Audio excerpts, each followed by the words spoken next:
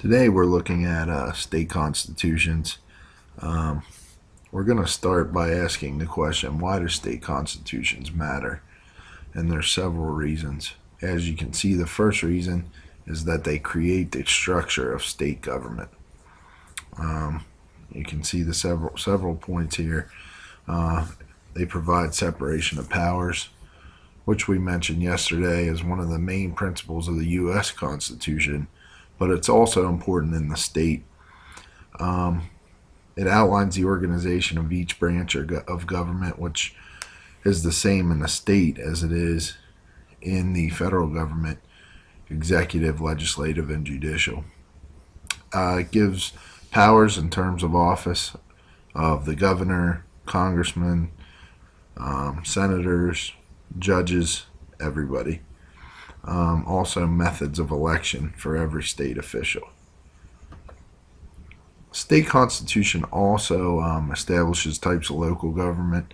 You can see these might include counties, townships, municipalities, special districts, which most of the time we think of school districts, parishes, which are just present in the state of Louisiana, and then boroughs.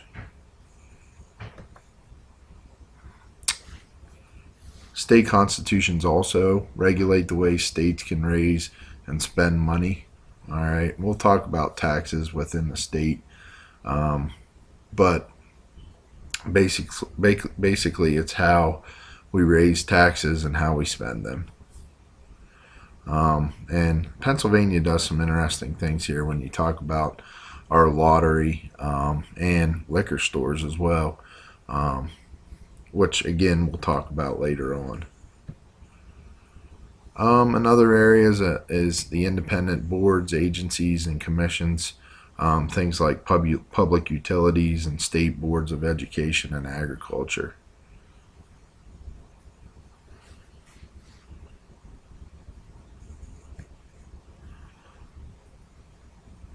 So what is a state constitution? State constitutions have a Bill of Rights just like our federal constitution, but they have extra things on there. And when you look at our state constitution later, you'll see these extra things. They're much, much longer than the federal constitution and much, much more detailed.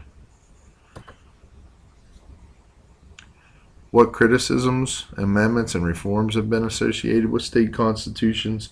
First of all, there's two ways that you amend state constitution: through proposal and ratification. So you have these two steps: proposal and ratification. It's proposed by a state legislature, and then it has to be ratified by the state legislature as well. And you can see there's also initiatives and conventions. Don't happen very often. Criticisms of state constitutions: too long, too complicated, too full of detail. You'll see that when you look at our Pennsylvania state constitution. Reforms to state constitutions, very, very rare.